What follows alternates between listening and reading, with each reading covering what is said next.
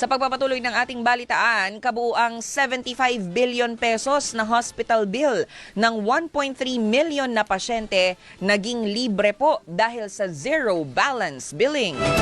Wala pong binayarang bill sa ospital ang 1.3 million na pasyente sa mga DOH hospitals sa pagtatapos ng 2025 dahil sa zero balance billing.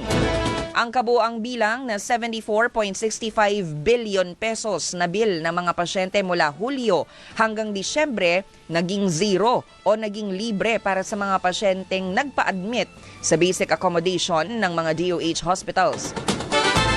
Matatandaang utos ng Pangulo ang zero balance billing na siyang mahigpit na ipinatutupad ni Sec. Ted Herbosa sa lahat ng DOH hospital sa bansa. Nakalaan ang hindi bababa sa 90% ng mga DOH hospital beds o basic ward accommodation na nangangahulugang hindi rin bababa ng 90% ng mga naka-admit sa kada DOH hospital ang benepisyaryo ng zero balance billing program.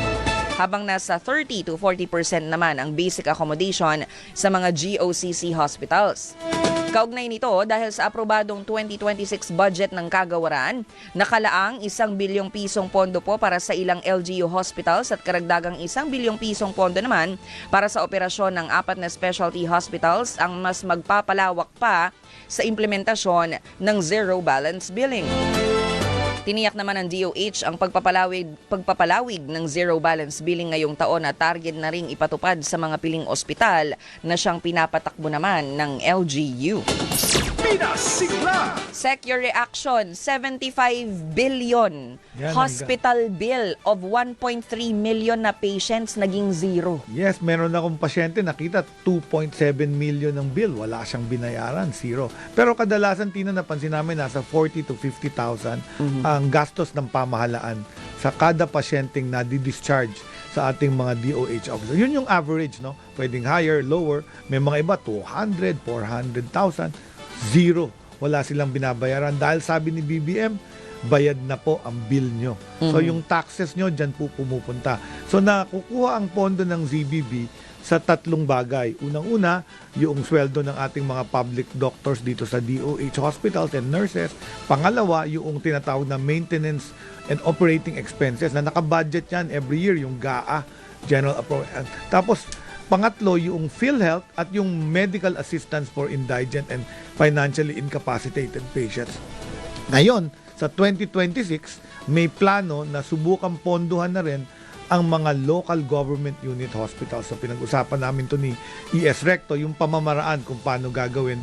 Kasi 1 billion pa lang yung nilagay. Nakita nyo naman, nagastos natin 75 billion na for 1.3. So hindi ko kayang sagutin pa lahat ng LGU hospital.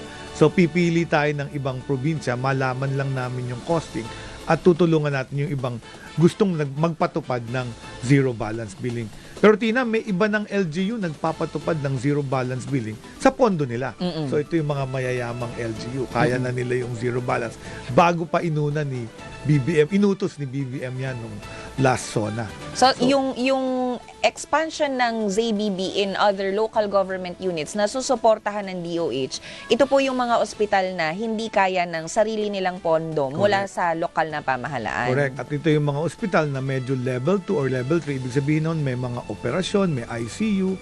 So mas mahal kasi pag magpatakbo nun. Yung mga level 1 hospital, swero lang, konting gamot, mukhang sagot na ng PhilHealth yung reimbursement nila. So nababawi ng lokal na pamahalaan. Maganda yung panukala sa akin ni ES Recto. Sabi niya, siguro maganda dagdagan natin yung PhilHealth reimbursement nung nag-i-implement ng zero balance.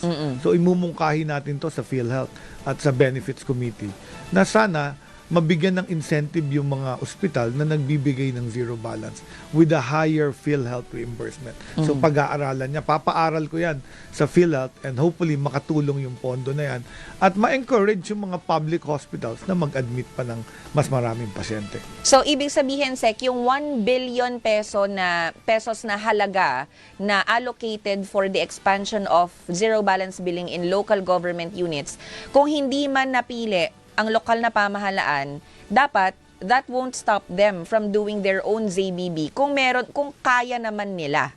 Oo, at may iba pang source ng fund, kagaya ng medical assistance for indigent and financially incapacitated. Pwede tayong magsuporta doon with an agreement with the DOH hospital, lalo na pag puno. Yan na kasi reklamo sa akin zero balance nga, puno naman ng DOH hospital. So ang gagawin namin, makikipag-agreement kami sa LGU para yung kaya nilang i-manage, ipapasa namin sa kanila, pero zero balance billing din natin. Okay. So talagang tulungan po talaga ha para po maibsan ang gastusin ng ating mga kababayan lalo na sa pagpapagamot.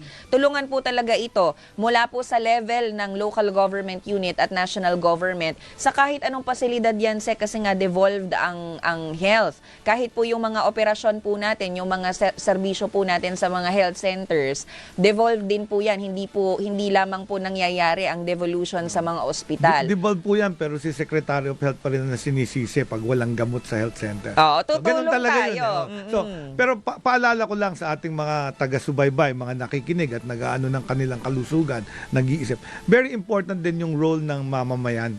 Kasi dahil libre ba at zero balance na sa DOH, papabayaan mo na katawan mo. Mali.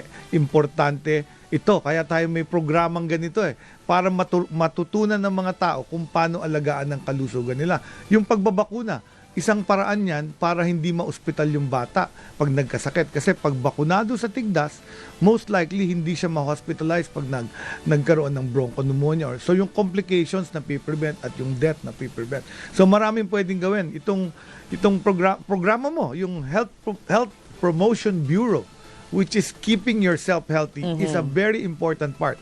At yung program natin ng primary care, yung pag may sakit ka na, may diabetes ka na, may high blood ka, magpatingin ka sa Bukas Center.